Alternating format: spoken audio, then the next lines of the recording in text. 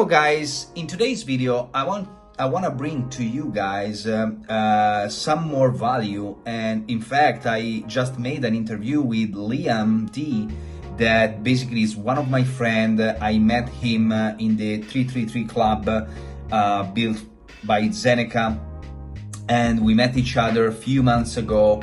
We started to talk about NFTs, his history, my history. I got also an interview made by him and for his podcast. So he's a really good guy. He really knows what is going on in the space, and in fact I'm really proud and really excited that he's going to launch his NFT project called Expert Summit. And this project is really amazing, I think, because it's going to be a free mint with a low supply. We don't know yet the amount of the items inside the supply, but basically I love what he's going to build, what he's going to do, because he also has a lot of connection with different experts in the space. So I'm really happy that I'm bringing this interview with him into this channel, and he's going to give to us also some whitelist spots. And the only things that you have to do basically is comment here down below and follow his channel, and go also to comment there into his channel, and that's it. He's going to pick up 10 people from these comments, and that's it basically. So I hope that you enjoy this interview, and let's jump into the content. Hello everyone, this is MIK Cosentino from Birdez gang, and here today we have Liam. So Liam is one of my friends, and we met each other a few months ago in the Zen Club Academy, in the Zen 333 Club, by the way. And yes, and we start to talk about many different things in the NFT space, also different stuff. I also made an interview with you a few months ago about my past, what I've done and what I'm doing right now. And we experiencing the same path that because we came from the same teachers basically in the marketing industry, like Frank Kern, Dan Kennedy, and blah blah blah. So I really excited to have you here, Liam. You are really near to launch your first project. I'm really excited about it. So I would like to ask you different things, and I would like that you can be free to share whatever you want with our community, because I'm really excited. I cannot wait to mint your NFT. Let's do it. Well, as if anyone knows me so far, they know that I'm an open book, and I definitely, don't hide much, that's for sure. And in a space where doxing is kind of like crazy rare, I think it takes people by surprise a little bit. But like you said, we come from a different world where this is normal for us. So absolutely, it's totally normal. So when you started in the internet marketing space? When, it'd probably be about 10 years ago now. I was actually a professional physiotherapist, or I think they call them physical therapists in Europe. And I was working at a private clinic, a private business, and my boss wanted help with this new crazy thing called Google Ads to have more clients, Yeah, that's right.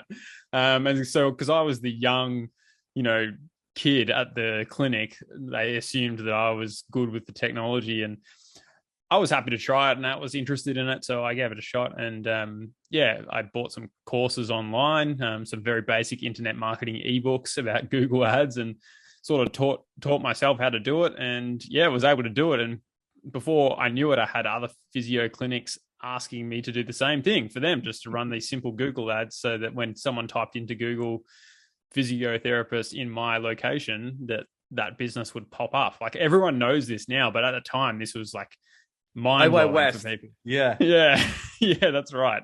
And the cost per clicks back then were wild, like cents to get crazy. A click.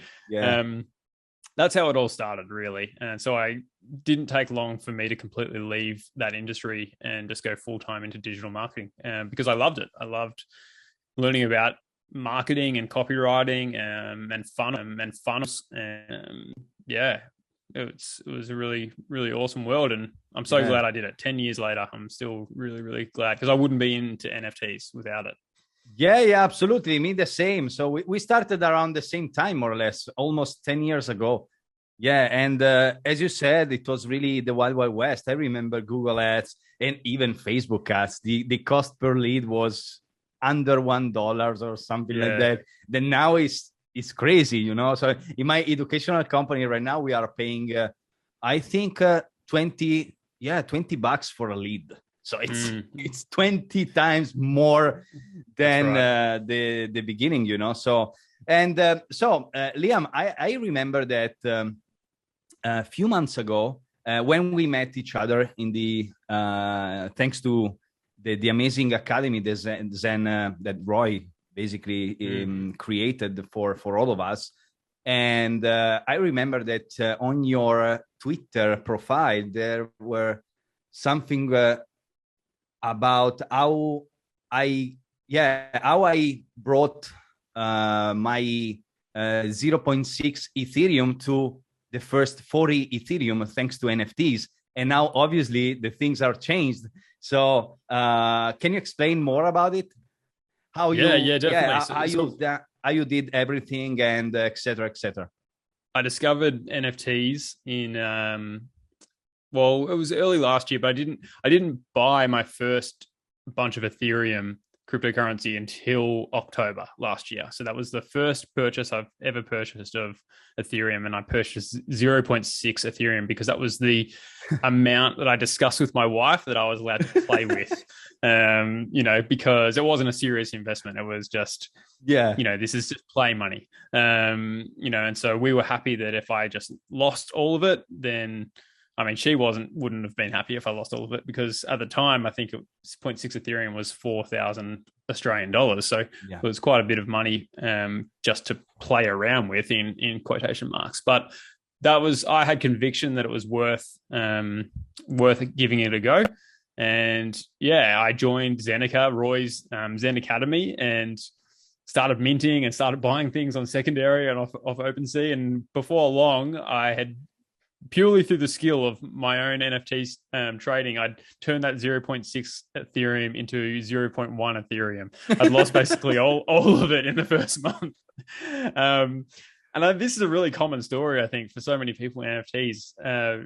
It seems so easy. We were watching Zeneca and other people do it, and they're minting stuff, and then it's going into 5x, 10x ROI in the space of 12 hours, and thinking like, far out, this is amazing. I can't wait to do this. This is, I was licking my lips. And before long, you realize that you're the exit liquidity for most people, and everything you're buying just goes to zero. And yeah, it's a hard lesson to learn. But then I changed my strategy up, and Roy Zeneca, he was just so helpful at the time. And I owe him so much as a friend and as a mentor. But yeah, I was just pretty lucky basically to turn that initial investment into over 40 ETH and even more now, because luckily I was able to mint a Moonbird. I know. Yeah, it's so funny. Like Mick, how many you minted? One or two? Just one. One. But I worked so hard to get that initial 40 ETH. Right, I was so proud to turn my investment into 40 ETH. I just worked my ass off for months to do that. And then I won a raffle and minted a Moonbird, and it was just completely luck. And then it was worth 40 ETH. And I was like, God damn, all this skill and then crazy. Sometimes after a few days from the minting. Yes. Yeah. And so they've gone back down a little bit now, but we got airdropped. Yesterday. Today. Yeah. Did you end up buying a Moonbird? Yeah. I own one. Because I remember we had this conversation. I was like, hey, we could be getting an airdrop soon, so maybe it's a good purchase. Yeah. I own one. Yes, it's I bought one around 23 ETH a few weeks ago. But basically because I think that this is really important, because and we talked a lot about this thing also in the Zeneca Academy about researching, spend hours on founders and listen many interviews and stuff like that. So when we talked about Moonbirds, you remember And I ask you, hey man, I would like to buy one. What you can share to me about the community and the founders and everything. And from then I started to listen, I think more than 30 hours of interviews from Kevin Rose. Kevin Rose. Yeah. And I fall in love with it's he's really got that effect on people. I think it's a bit dangerous, really. I have to stop myself from listening to him too much because it just makes you want to buy more Moonbirds. Exactly. And I learned a lot because also I'm a founder too, so I learned a lot from him. I said, wow, this is really fucking amazing because he's giving really a lot of value. And we are seeing also the same with the airdrop yesterday. Was amazing. I was it was Sunday and the airdrop came up and boom, 4 ETH of oddities, you know. So yeah, that's right. It was a weird thing to wake up this morning. We don't know nothing yet about it. So it's really amazing. Yes. And so after that, you started obviously to think about launching your project. So how this idea came up and what's your plan about it? By the way, I loved your videos. The first 2 videos. I listened the first 2 videos on your YouTube channel yesterday and the day before, and I'm really loving how you are handling the question and the things around. So really amazing. So yeah, can you share something more? Thanks for the compliment because I have no idea what I'm doing, but I'm putting stuff out there and people seem to like it. So absolutely. That's all I can ask for. But I think, when I decided I wanted to launch a project, I knew I wanted to launch something because, like yourself, I'm an entrepreneur and have always built things, and I just get so much of a kick out of providing value for others. Yeah. So I knew I wanted to do it, and I knew that I didn't want to do the normal thing of what so many people have done. And I'm like, you're the same with this, with how you launched Birdez. Like, instead of just launching a 10,000 collection of PFP, just absolute crap, and just trying to like money grab people, I knew I just wanted to try and do something completely different and just get away from that completely. And I think it was only natural because we've come from the digital marketing space, you and I, and we've both done consulting work and we've done education work. It just seemed like a no-brainer to me to provide some kind of education program and utility for a mint. So that's how I came up with my project, the NFT Expert Summit. The summit model as well. It's like a very common model in Web2 and digital marketing, where essentially you bring in other people that are a lot smarter than me and get them to teach everybody, because I don't think I know enough just to teach everybody. So I wanted to, bring in people that I trust and who I've learned off and bring them. Like I've met people that 99% of the NFT space has no idea who they are. I've met them inside a Discord and I've traded with them over the last few months, and they've blown me away with how genius they are. These guys are like at another level of intelligence, and their trading capabilities are incredible, and they don't put themselves out there. They don't do content or anything like that. And I just thought, I need to get you guys to teach people this, like, because what you've taught me is incredible. Like, you've got a gift. So that's a big part of the Expert Summit. Yes, I've got a lot of big influencers involved that are coming to talk and share their tips, like Zeneca and Ryan D Crypto, and like these guys both have like 300,000 followers each or something like that. Yeah. So that's great because we can learn so much from those guys. But I'm even more excited for these nobodies, in quotation marks, because I think they're going to really blow the socks off our holders when they come in and teach their stuff, because I've seen firsthand the kind of numbers and the kind of ROI that they get from their trading, and it's really, really cool. Wow, amazing. And and about the free mint, I love the idea of the free mint, because basically it's something really different right now, because usually we always seen project launching obviously to raise the first money to build and everything, especially if they are building something on the metaverse or gaming stuffs and stuff like that. But and when will be the launch? The launch will be early next month. How will it work? Yeah. So Yeah, 100% free mint. So again, when I was trying to figure out what I wanted to do, I realized that I could do something like this and I wouldn't need to raise $1 million of capital to put something like this together. So for me, I was like, well, why do I need to charge for it then? Sure. What can I do to provide the same amount of value and try and put it out there for free? And then obviously, like, there's selfish reasons why I've done it for free as well, because I knew psychologically free ticks a different part of the brain in the human brain, and I knew that I would be able to get more leverage and more attention in this really crowded marketplace if I went after that free market. And so, especially now, especially in this situation, you know, if I'm glad that the bear market hasn't affected me as much. Yeah. If anything, it's a silver lining, because people are too scared to mint anything that's too expensive at the moment, right, and they're going after those free and degen type plays. So it has worked really, really well. But yeah, the plan is, I've definitely got long-term plans. You know, I've mentioned to you before that we're in the middle of building a very, very serious software company. And I say it's a software company, it's not an NFT project, because I think there's a big difference. We're launching a company. It's going to be run like a company, even though it will be gated by an NFT and launched as an NFT. Sure. But we have long-term plans, like 3 to 5 year plans around that company and the different software products that company will produce. So me doing this free mint and giving back to the NFT community is a big bucket list tick for me, because I got helped so much from guys like Zeneca and other people. I want to give back to the NFT world, but I'd be lying if there wasn't some kind of selfish gain from this. Like, I'm building a community, I'm building an audience through this that I can later on. I hope that I can prove to them that I'm someone to be trusted. Absolutely. Because I can deliver something of value. So when I do eventually ask for money to build and launch some of these software products that we're building, I feel like my audience will trust me enough to be like, Absolutely. You know what, Liam, I think, we've seen you provide value before, so let's see it now. And again, that comes from our digital marketing background. It's the same path, you know, so the lead magnet, and then when you're ready, Jeff Walker's product launch formula, like he always says in the first couple of videos, and Frank Kern as well, was like, sure, demonstrate you can help people by actually helping them.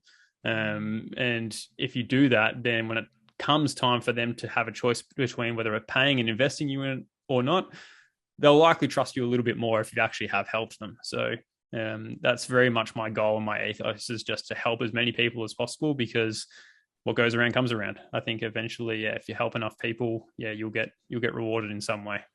Yeah, absolutely. I love the idea. Honestly, it's the same path that we followed in the internet marketing space, you know. So you give someone something for free, and they can and you can provide value to them, and then at some point, obviously, you can sell them something. And the sale will be really easy if you provided value at the beginning, you know. So I really love the idea. And one thing I would like to share with you, because obviously I also read on your Twitter that we have almost the same ideas about this bear market, and you mentioned this bear market. And we are full of people out there, even some influencers, that it's really strange to hear these things coming from them, but they are really scared, because they are saying, but during recession, people don't want to hold JPEGs with no value and stuff like that. And a few weeks ago, I said something really similar to you, because I said, guys, I'm an entrepreneur since 2015, so I already experienced many, many things. And I know that my best time in the educational company was during the pandemic. And it's crazy if you think about why. Because people were alone, were feeling alone, at home with no help, nothing. And they wanted someone able to help them during that period, you know, to basically earn money or do something with their PC during this pandemic. And so our company skyrocketed during that period in the pandemic, while in the meantime, the classic company were dying, you know. And so I said, guys, I'm seeing the same things happening in the NFT space, because obviously 99% of the projects out there are basically JPEGs with no value. just meme or something like that. So people now are speculating, and also probably also in the future will do that because they are gambling. But the same thing that I'm seeing from the Web2 space during the pandemic is happening also right now, because I'm feeling that people during the recession will need some kind of help coming from a community that is token gate, like NFTs and stuff like that. So I said, guys, I'm really bullish on NFTs during the recession because people don't want to be alone. And the only thing to not be alone in the NFT space, in the crypto world, is being part of a community that basically is token gate with NFTs. And so I said this thing, and I also read yesterday on your Twitter that you are basically with the same idea. Can you share something about, because obviously also our community, I'm educating a lot, my community, the Birdez gang family, about this topic, because obviously there's a lot of fear around. And I'm saying, guys, we are building a lot. I'm loving and I'm really grateful that we are experiencing this recession, because the main company that we are seeing now, like Netflix, they created everything during recession period. Amazon, the same in 2000, So what's your point about it? Yeah, I think it's a very scary macroeconomic situation at the moment. And I'm definitely not an expert in macroeconomics at all. But at the same time, I think we've never had a period where NFTs has existed in such a volatile period. Like NFTs have only existed realistically for over a year and a bit. And so during that time, we don't really have enough sample size and enough data to be able to predict how the market is going to react. And looking at the past 48 hours, it looks like a lot of people still spend a lot of money on JPEGs. It's crazy. Yeah, me too. Me too. Because there's Goblin Town that's freaking pumping, and there's all these derivatives like Not Okay Bears, Yacht Club, and stuff that are like, there's hundreds of thousands of dollars has been spent on these things. Crazy, so, yes.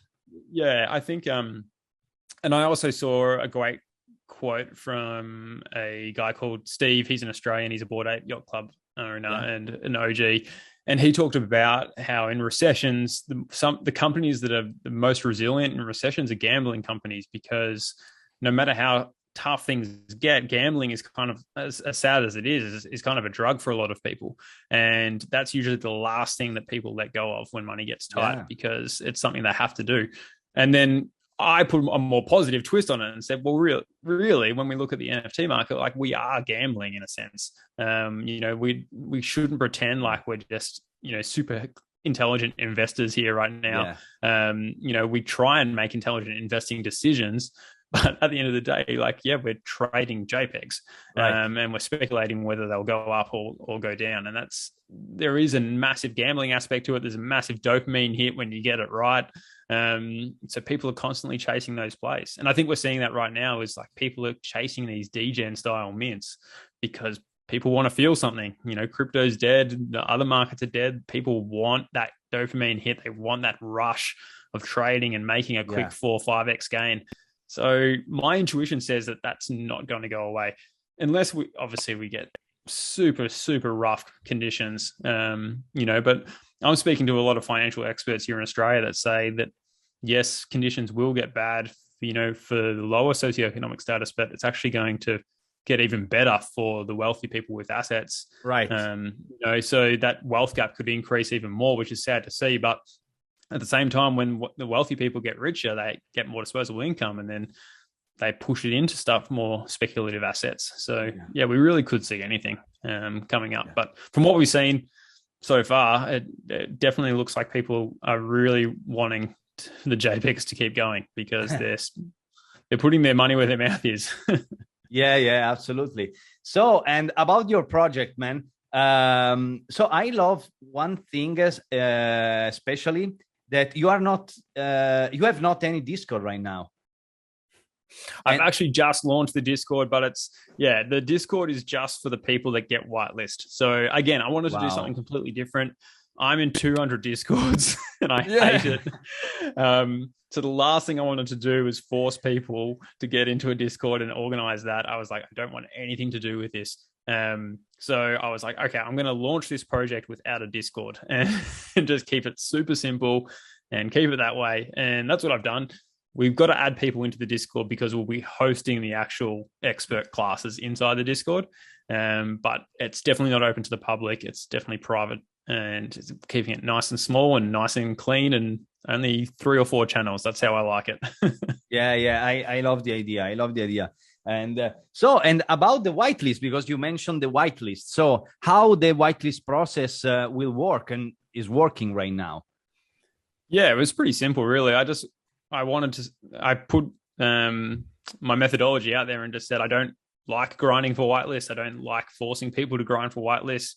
I have a goal of building my personal brand and building up my YouTube channel, because I've got long-term goals and ambitions to help educate more people via YouTube.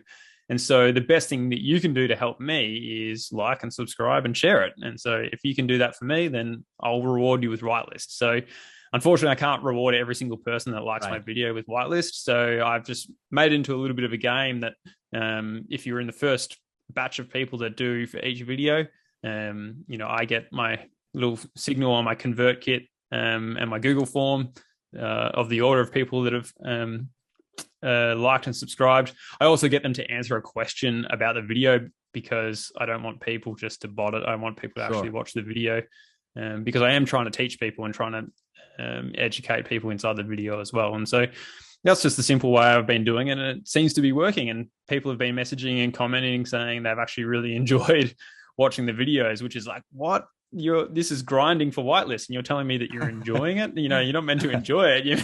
You're meant to be hating it.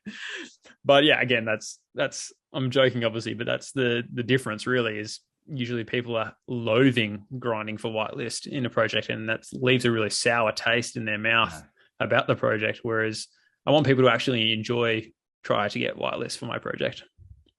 Yeah. And I also love the idea that you are basically matching the starting of your YouTube channel with this kind of thing. So this thing is helping you a lot, also growing your YouTube channel. And it was really, really smart. I know YouTube very, very well because I started my YouTube channel years ago. And you did really, really good. It was really smart, a really smart idea, because you are earning a lot, encouraging watch time. Yeah, a lot. Right, yeah, because you are basically stuff. Yeah, you are basically doing all the things that YouTube wants from a YouTube channel, like how many people are watching the video, the watch time, and the interaction, the commenting, the like, subscribers. So all the things combined. It was really smart, my man. I really love the idea. I would love to start a new YouTube channel with this strategy. That's right.